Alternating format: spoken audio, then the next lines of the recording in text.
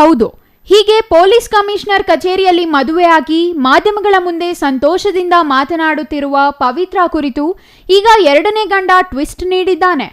ಚಿಕ್ಕಬಳ್ಳಾಪುರದ ಶಿಡ್ಲಘಟ್ಟ ತಾಲೂಕಿನಲ್ಲಿ ವಾಟರ್ಮೆನ್ ಕೆಲಸ ಮಾಡುತ್ತಿದ್ದ ಸುಧಾಕರ್ ಎಂಬುವವರ ವಿರುದ್ಧ ಪವಿತ್ರ ಮದುವೆ ಆದ ಸಮಯದಲ್ಲಿ ಸಾಕಷ್ಟು ಆರೋಪ ಮಾಡಿದ್ದಳು.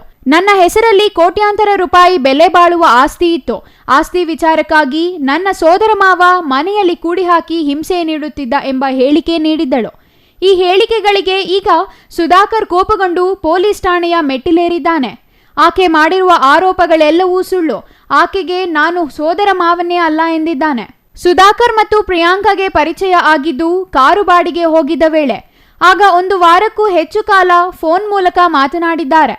ನಂತರ ಪ್ರಿಯಾಂಕಾ ನನಗೆ ನೀನು ಬೇಕು ಎಂದು ಸುಧಾಕರ್ ಜೊತೆ ಬಂದಿದ್ದಾಳೆ. ಬಂದ 10 ರಿಂದ 15 ದಿನಗಳ ಅಂತರದಲ್ಲಿ ಮೊದಲನೇ ಗಂಡ ಬಂದು ವಾಪಸ್ ಕರೆದುಕೊಂಡು ಹೋಗಿದ್ದಾನೆ. ಮತ್ತೆ ಆಕೆ ಅವನು ಬೇಡ ನೀನೇ ಬೇಕು ಎಂದು ವಾಪಸ್ ಸುಧಾಕರ್ ಬಳಿಗೆ ಬಂದಿದ್ದಾಳೆ. ಹೀಗೆ 8 ತಿಂಗಳ ಕಾಲ ಸಂಸಾರ ಮಾಡಿದ್ದಾಳೆ. ನಂತರ ಬೆಳಗಾವಿಯಲ್ಲಿ ಸ್ನೇಹಿತೆಯ ಮದುವೆ ಇದೆ ಎಂದು ಹೋದವಳು ಇನ್ನೊಬ್ಬನ ಜೊತೆ ಮದುವೆ ಆಗಿದ್ದಾಳೆ ಎಂದು ಎರಡನೇ ಗಂಡ ಆರೋಪಿಸಿದ್ದಾನೆ. ಅಲ್ಲದೆ ಆಕೆ ನನ್ನ ಮೇಲೆ ಇಲ್ಲಸಲ್ಲದ ಆರೋಪ ಮಾಡಿದ್ದಾಳೆ. ನಾನು ಸೋದರ ಮಾವ ಎಂದಿದ್ದಾಳೆ. ಆಕೆಗೂ ನನಗೂ ಸಂಬಂಧವೇ ಇಲ್ಲ, ಕಿರುಕುಳ ನೀಡಿದ್ದೇನೆ ಎಂದು ಆರೋಪಿಸಿದ್ದಾಳೆ. ಈ ಎಲ್ಲ ಆರೋಪಗಳು ಸುಳ್ಳು ಎಂದು ಶಿಡ್ಲಘಟ್ಟ ನಗರ ಪೊಲೀಸ್ ಠಾಣೆಯ ಮೆಟ್ಟಿಲೇರಿದ್ದಾನೆ. ನಾನು ಕುಂದಲಗುರ್ಕಿಯಲ್ಲಿ ವಾಟರ್ಮ್ಯಾನ್ ಕೆಲಸ ಮಾಡ್ತೀನಿ. ನಾನು ಅಂಗ್ರೇಕ್ನಳ್ಳಿಗೆ ಕಾರ್ ಬಾಡಿಗೆ ಅಂತ ಹೋದೆ. ಅಲ್ಲಿ ಪರಿಚಯ ಆಗಿದ್ದು ಪ್ರಿಯಾಂಕಾ. 1 ವಾರ ಫೋನಲ್ಲಿ ಮಾತಾಡಿದ್ವಿ. ಫೋನಲ್ಲಿ ಮಾತಾಡ್ಬಿಟ್ಟು ನೀನಂದರೆ ನನಗೆ ಇಷ್ಟ, ನಾನು ನಿನ್ನ ಜೊತೆ ಬಂದ್ಬಿಡ್ತೀನಿ ಅಂತ ಹೇಳಿದ್ರು. ಸರಿ ನಾನು ಹೇಳಿದೆ ಬೇಡ ಇವೆಲ್ಲ ಸರಿ ಇರಲ್ಲ ಅಂತ ಹೇಳಿದೆ. ಆದ್ರೂ ನಾನು ಬರ್ತೀನಿ, ನಾನು ಇಲ್ಲಾಂದರೆ ಸತ್ತೋಗ್ತೀನಿ ಅಂತ ಹೇಳಿದ್ರು. ಸರಿ ಆಯಿತು ಬಾ ಅಂತ ಕರ್ಕೊಬಂದು ನಾನು ಒಂದು 8 ತಿಂಗಳಿಂದ ನನ್ನ ಜೊತೆ ಇದ್ದೆ. 8 ತಿಂಗಳು ಜೊತೆಯಲ್ಲಿದ್ದು ಬೆಳಗಾವಿಗೆ ಮದುವೆ ಇದೆ ಅಂತ ಹೇಳ್ಬಿಟ್ಟು ಬೆಳಗಾವಿಗೆ ಹೋದರು. ಅಲ್ಲೇನೋ ಪ್ರಾಬ್ಲಮ್ ಆಗಿದೆ ಬಂದು ಕರ್ಕೊಂಡೋಗು ಅಂತಂದರು. ಅಲ್ಲಿಗೋದೆ. ಅಲ್ಲಿಗೋಗಿ ಖಾನಾಪುರ ಪೊಲೀಸ್ ಸ್ಟೇಷನಲ್ಲಿ ಕಂಪ್ಲೇಂಟ್ ಆಯಿತು. ಅಲ್ಲಿ ನಾನು ಬರೋಲ್ಲ, ನಾನು ಇಲ್ಲೇ ಇರ್ತೀನಿ ಅಂತ ಅವ್ರ ಮುಂದೆ ಹೇಳಿದ್ರು. ಮತ್ತು ಸರಿ ಆಯಿತು ನೀನು ಇಲ್ಲೇ ಇದ್ಕೋ ಅಂತ ಹೇಳ್ಬಿಟ್ಟು ನಾನು ಬಂದುಬಿಟ್ಟೆ. ನಾನು ಬಂದಾದಮೇಲೆ ಕೊಡಗಳ್ಳಿ ಪೊಲೀಸ್ ಸ್ಟೇಷನ್ಗೆ ಅವಳಗೆ ಬಂದು ನಾನು ಈ ಥರ ಕೊಡಗಳ್ಳಿ ಪೊಲೀಸ್ ಸ್ಟೇಷನ್ ಹತ್ರ ಇದ್ದೀನಿ ಬಾ ಅಂತ ಕರೆದ್ರು.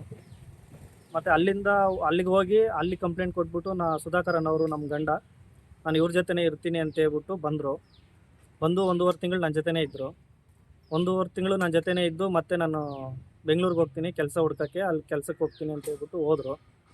ಹೋಗಿದ್ದಾದಮೇಲೆ ಒಂದು 3 ದಿನ ಫೋನ್ ರೀಚ್ ಆಯಿತು. ಆದ ನಂತರ ಫೋನ್ ರೀಚ್ ಆದಮೇಲೆ ಮತ್ತೆ ಫೋನ್ ಸ್ವಿಚ್ ಆಫ್ ಬಂತು. ಮತ್ತು ಎಲ್ಲೋಗಿದ್ದಾರೆ ಅಂತೇಳ್ಬಿಟ್ಟು ಟ್ರೇಸ್ ಔಟ್ ಮಾಡೋಕ್ಕಾಗಲಿಲ್ಲ.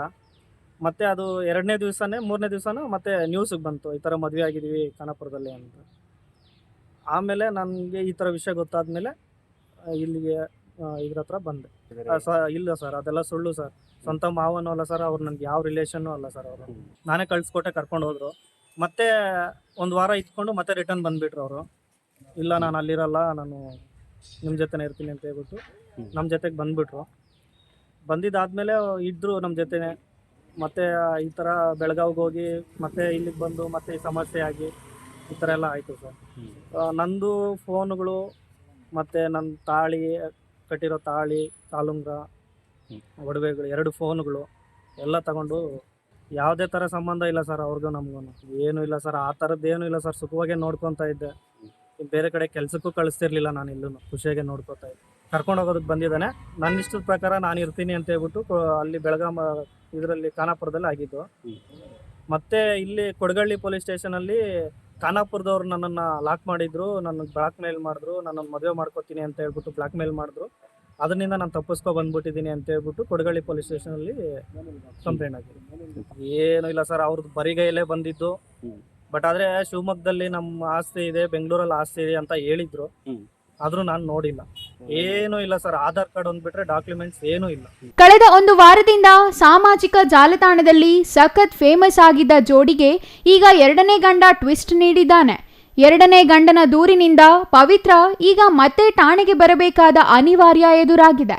ಶಿಡ್ಲಘಟ್ಟ ಪೊಲೀಸರ ಮುಂದೆ ಪವಿತ್ರ ಏನು ಹೇಳಿಕೆ ನೀಡುತ್ತಾರೆ ಕಾದು ನೋಡಬೇಕಿದೆ. News bureau, CTV news, Chikkaballapur.